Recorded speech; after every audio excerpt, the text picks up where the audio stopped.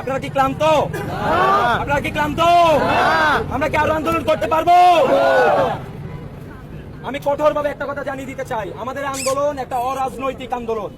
আমাদের আন্দোলনে যদি কোনো রাজনৈতিক কেউ ঢুকে থাকে তার কঠোর জবাব দেওয়া হবে।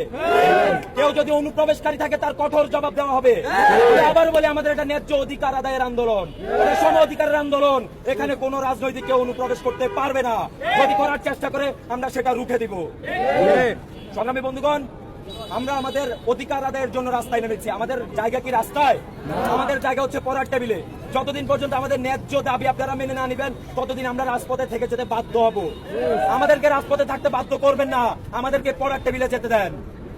আমরা আজকে আমাদের সারা বাংলাদেশে যাদের অজ্ঞাত নামে যে মামলা দেওয়া হয়েছে, কেন্দ্র থেকে বলা হয়েছে যে এই আন্দোলন কারা লিড দিচ্ছে সবাই জানে।